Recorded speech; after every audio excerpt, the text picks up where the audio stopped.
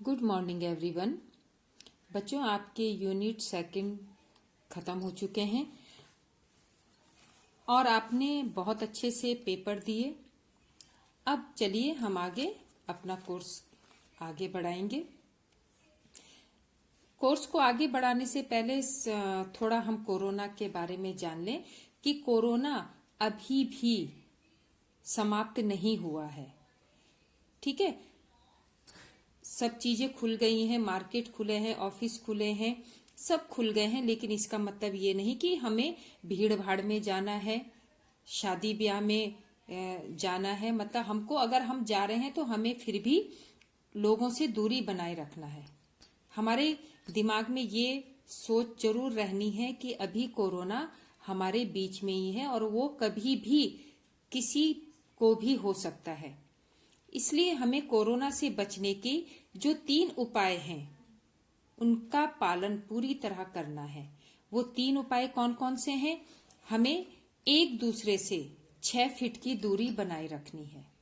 ठीक है, हम कहीं भी बाहर जा रहे हैं, मार्केट में जा रहे हैं, कुछ सब्जी लेने जा रहे हैं, तो कहीं भी हम जाते हैं तो हमें एक दूसरे से 6 फीट की दूरी बनाए रखनी है। बार बार हाथों को साबुन से धोना है। ठीक है, हम किसी चीज को छूते हैं या हम किसी से हाथ मिलाते हैं तो इन सब चीजों के बाद हमें अपने हाथों को साबुन से धोना है, जिससे हमारे हाथ के जो भी कीटाणु हैं सब समाप्त हो जाएं। तीसरा और सबसे जरूरी बात है मास्क पहनना।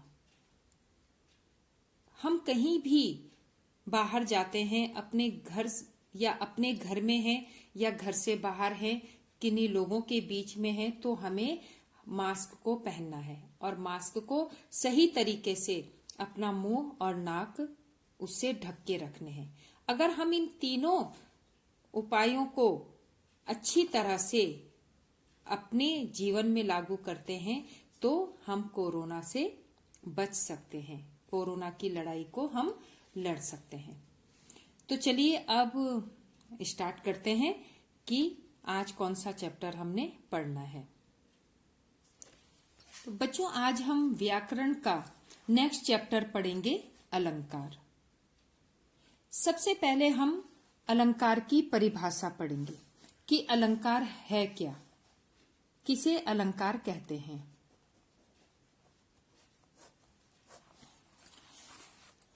अलंकार जो है 2 शब्दों से मिलकर बना हुआ है। सबसे पहला अलम तथा कार। ठीक है, तो अलंकार जो है 2 शब्दों से मिलकर बना है, अलम और कार। अलम का अर्थ होता है शोभा, सुंदरता। ठीक है, इसका अर्थ है शोभा या सुंदरता।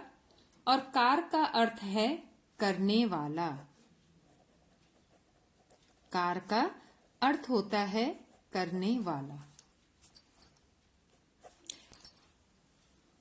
इस तरह अलंकार का अर्थ हुआ शोभा करने वाला, सुंदरता बढ़ाने वाला। ठीक है, शोभा करने वाला या सुंदरता को बढ़ाने वाला, उसे अलंकार कहते हैं। अब अलंकार कहां पर प्रयोग किए जाते हैं? ठीक है, तो हमने अब इस चीज को समझना है कि अलंकारों का प्रयोग कहां पर होता है। हम कोई भी कविता पढ़ते हैं, कोई भी काव्य पढ़ते हैं, तो हर किसी में अलंकार होता है, क्योंकि बिना अलंकार के काव्य की सुंदरता नहीं होती। ठीक है, हिंदी में अक्सर जो है शोभा बढ़ाने वाले अर्थात सुंदरता को बढ़ाने वाले ये शब्दों को लिया जाता है। अब जैसे थोड़ा सा मैं आपको यहाँ पे समझा दूं कि सुंदरता को कैसे बढ़ाया जाता है। जैसे कोई सुंदर स्त्री है और अगर वो अच्छे से गहने पहन लेती है तो उसकी सुंदरता और अधिक बढ़ जाती है। ठीक है, अगर वो खूब सुंदर सुंदर जेवर पहने तो वो और सुंदर लगती है। तो वह क्या होती है, जेवरों से आभूषणों से अलंकृत होती है। जिस तरह से एक स्त्री जेवर पहन के, गहने पहन के सुंदर लगती है, उसी प्रकार एक काव्य में अगर हम अलंकार डाल दें तो वह काव्य और सुंदर हो जाता है। तो ये अलंकार काव्य में उसकी शोभा बढ़ाने का काम करते हैं। ठीक है, किसी कविता की सुंदरता को बढ़ाते हैं। कभी कभी देखो, हम कोई कविता पढ़ते हैं और सुनते सुनते जैसे हम कोई वीरता की कविता पढ़ रहे हैं, ठीक है, तो वहां पर क्या होता है, उसको पढ़ते पढ़ते हमारे मन में भी जोश पैदा हो जाता है। तो ये जोश किसके कारण आता है? अलंकारों के कारण। अलंकार उसमें ऐसा चमत्कार भर देते हैं कि पढ़ने वाला और सुनने वाले का मन मोह जाता है। तो इसी चीज को हम अलंकार कहते हैं। अलंकार जो है दो प्रकार के होते हैं। ठीक है, अलंकार दो प्रकार के होते हैं। सबसे पहला है शब्दालंकार और दूसरा है अर्थालंकार। ये देखिए, अब हमने थोड़ा सा यहाँ पर समझना है कि ये शब्दालंकार और अर्थालंकार क्या होते हैं। अब शब्दालंकार का मतलब क्या होता है? जहां पर शब्दों के माध्यम से चमत्कार उत्पन्न होते हैं। मतलब शब्द में इतनी रोचकता, इतनी सुंदरता, इतनी सरलता होती है कि वह हर किसी के मन में उतर जाते हैं वो शब्द। ठीक है, तो जो उन शब्दों में अलंकार जुड़े रहते हैं उन्हें शब्दालंकार कहते हैं। अब यहां पर शब्दालंकार के भी भेद होते हैं। जैसे देखिए, शब्दालंकार के यहां पर तीन भेद होते हैं। नंबर 1 अनुप्रास अलंकार, नंबर 2 यमक अलंकार और नंबर 3 श्लेष अलंकार। ये शब्दालंकार के भेद हैं। अब सबसे पहले हम पढ़ेंगे अनुप्रास अलंकार। अनुप्रास अलंकार। अब देखिए, मैंने आपको यहां पर बताया था कि शब्दों में जो अलंकार होता है, तो अनुप्रास के अंतर्गत शब्द की रचना करने वाले वर्ण, शब्द किससे बनते हैं? वर्णों से। तो वर्णों के प्रयोग से उत्पन्न सौंदर्य होता है, उसे अनुप्रास अलंकार कहते हैं। इसको समझने का सरल सा अर्थ यह है कि किसी कविता में, अब तुम कैसे बताओगे कि अनुप्रास अलंकार कहाँ पर है? तो अनुप्रास अलंकार की पहचान होती है कि जब हम किसी कविता को पढ़ रहे हैं या किसी पंक्ति को पढ़ते हैं तो उसके शुरुआत में या बीच में एक ही वर्ण की आवृत्ति अनेक बार हो, वहां पर अनुप्रास अलंकार होता है।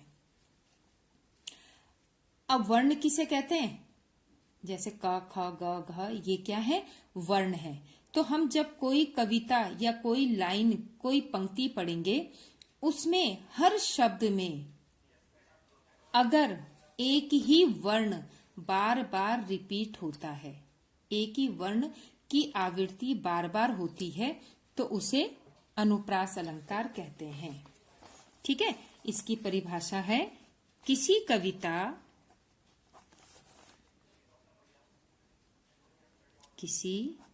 कविता में समान वर्णों की, समान वर्ण, ठीक है, वर्णों की यदि आवृत्ति, आवृत्ति का मतलब क्या होता है कि यदि एक ही वर्ण कई बार आ रहा है, कि आवृत्ति होती है या समान वर्ण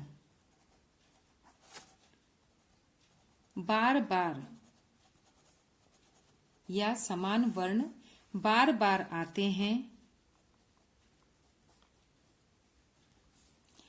तो वहां अनुप्रास अलंकार होता है।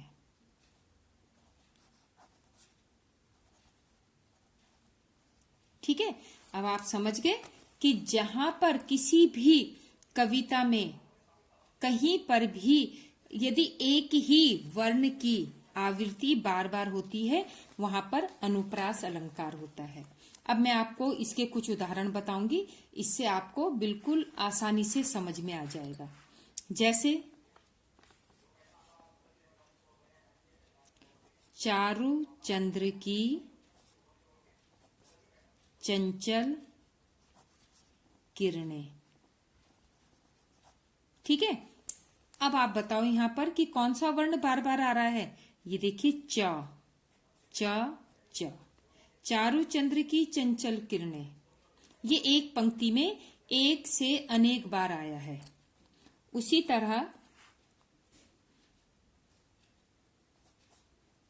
रघुपति राघव राजा राम, यहां पर देखिए र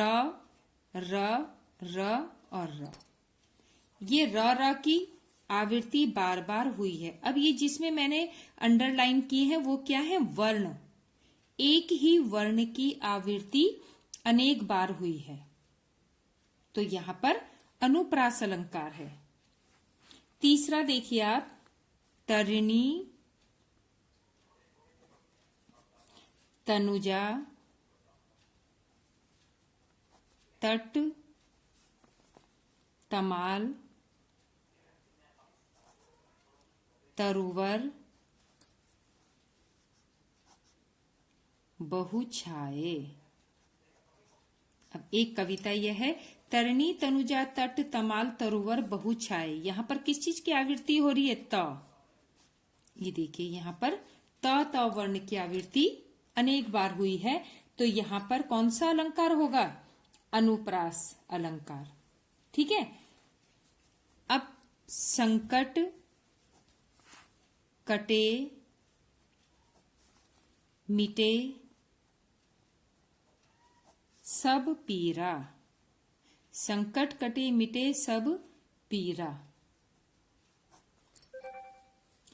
अब यहां पर देखिए ट, अब इसमें हमारा क्या हो रहा था, आरंभ में स्टार्टिंग में वर्ण आ रहे थे, लेकिन मैंने आपको कहा था कि स्टार्टिंग में हो या लास्ट में हो तो यहां पर ट ये लास्ट में आ रहे हैं तो ये वर्ण की आवृत्ति अनेक बार हुई है तो यहां पर अनुप्रास अलंकार है। एक उदाहरण और देखिए इसका, मुदित महापति मुदित महापति मंदिर आए। मुदित महापति मंदिर आए तो यहां पर मां की आवृत्ति हुई है। यहां पर जो है मां वर्ण बार बार आया है। ठीक है, अब इसके बाद नेक्स्ट, तो अब आपको ये समझ आ गया कि अनुप्रास अलंकार क्या है, जहां पर एक ही वर्ण की आवृत्ति बार बार हो। अब दूसरा है यमक अलंकार।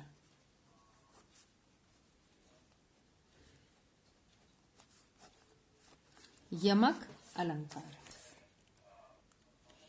अब देखिए यमक अलंकार, अभी आपको मैंने अनुप्रास अलंकार की परिभाषा बताई।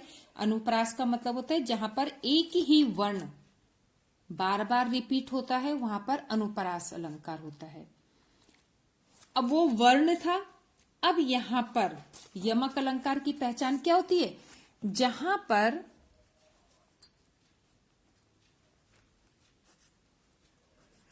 एक ही शब्द, अब ये ध्यान रखना है वहां वर्ण था और यहां पर शब्द, एक ही शब्द एक से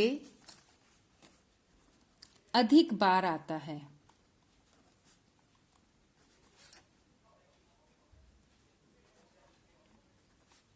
आता है, वहां यमक अलंकार होता है। यमक अलंकार होता है। अब देखिए यहां पर अनुप्रास में क्या था। अनुप्रास में अनुप्रास में वर्णों का चमत्कार होता है। चमत्कार प्रधान होता है और यमक में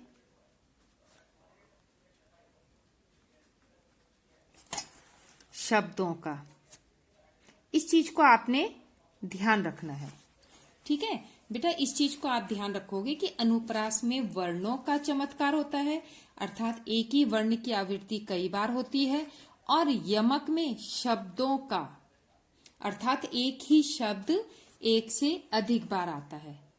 तो जहां पर एक ही शब्द एक से अधिक बार आएगा तो वहां पर कौन सा अलंकार होगा? यमक अलंकार। अब हम जैसे आरंभ में, आरंभ का मतलब होता है शुरुआत में, वर को छोड़ और वर को छोड़ और वर ले लो।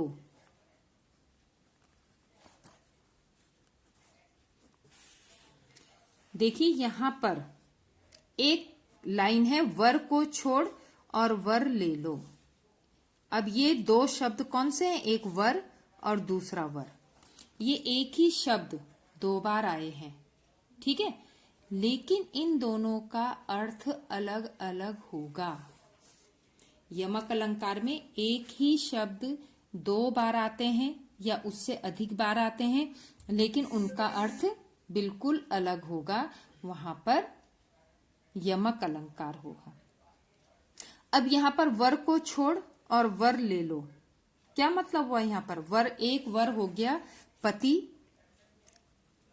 और दूसरा वर वरदान, ठीक है। वर को छोड़, या आप इसको भी वरदान बोल सकते हो या इसको पति समझ सकते हो, कुछ भी। अब यहां पर वरदान को छोड़ और पति ले लो, या पति को छोड़ और वरदान ले लो, किसी भी तरह से हम इनको बोल सकते हैं। या तो हम वर को पति समझें, इस वर को, तो हम क्या बोलेंगे? वर को छोड़, पति को छोड़ो और वर ले लो, अर्थात वरदान ले लो। और अगर हम इसे वरदान कहते हैं तो वरदान को छोड़ो और पति ले लो, ठीक है। इस तरह से इनका अर्थ अलग अलग होगा। अब इसके और हम इसके उदाहरण पढ़ लेंगे। जैसे बापू को कर नित दूर दूर। बापू को कर नित दूर दूर, हर बरस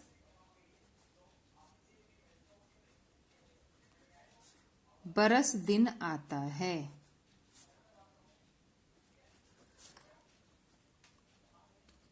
आता है। अब यहां पर देखिए, बरस और बरस, ये एक ही शब्द दो बार आया है, लेकिन इन दोनों का अर्थ अलग होगा। जैसे यहां प्रथम, प्रथम पहला, ये जो पहला बरस है, यहां प्रथम बरस का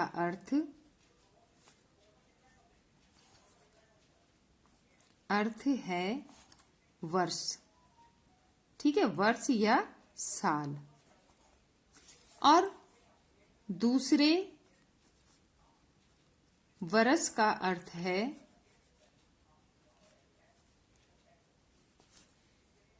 मृत्यु।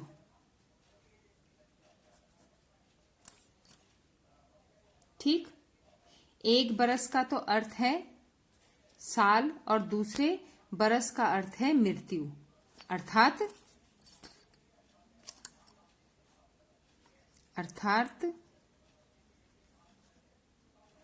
मृत्यु दिवस।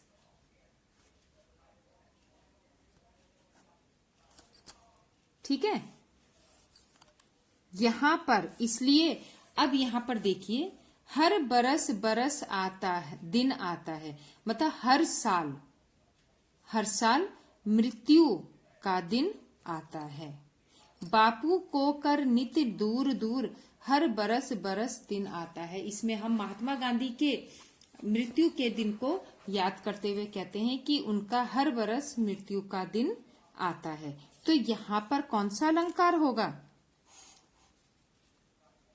यमक अलंकार। ठीक है, यहां पर यमक अलंकार होगा। अब दूसरा देखिए, दूसरा उदाहरण है, कनक कनकते 100 गुनी, मादकता अधिकाय, या खाए बौराए, या खाए बौरात है, वा पाए बौराए।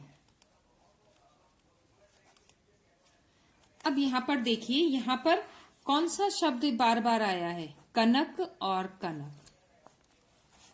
अब इन दोनों का अलग अलग अर्थ है। क्या अर्थ होगा? सबसे पहले वाले प्रथम कनक का अर्थ है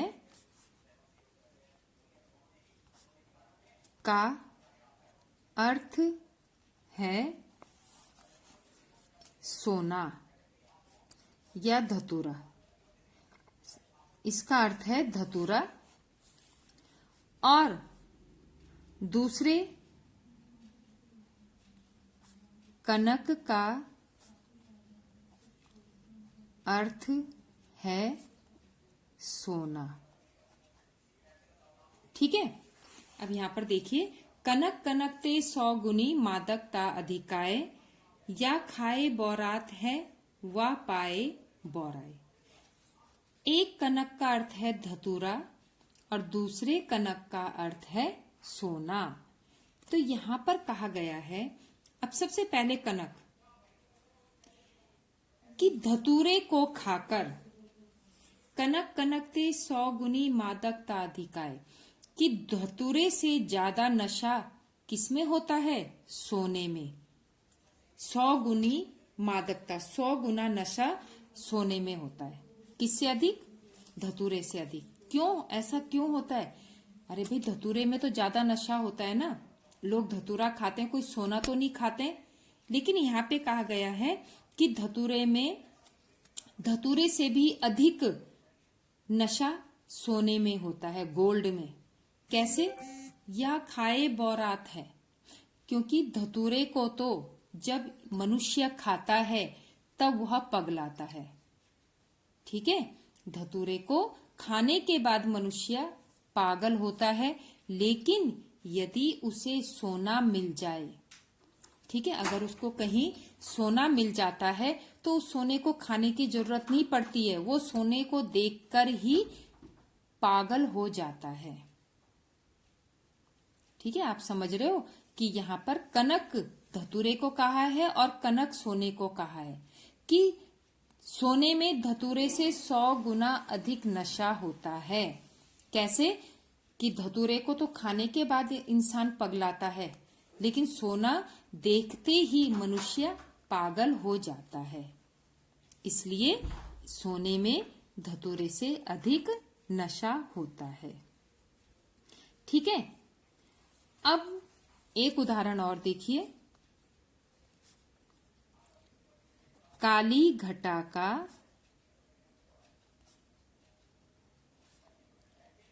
घमंड घटा। अब यहां पर कौन सा शब्द बार बार आया है? घटा और घटा। अब इन दोनों घटाओं का अर्थ अलग अलग है। जैसे यहां पर पहली घटा, जो प्रथम घटा का अर्थ है बादल। ठीक है, काले बादल, जो वर्षा वाले बादल होते हैं उन्हें घटा कहते हैं, काले बादल। और दूसरी घटा, दूसरी घटा का अर्थ है कम होना, कम होना। अब यहां पर देखिए, शब्द एक ही हैं लेकिन उनके अर्थ अलग अलग हैं। सबसे पहला, काली घटा का घमंड घटा।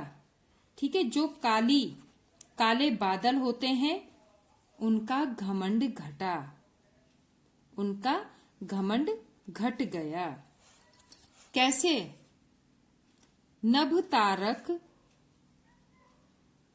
मंडल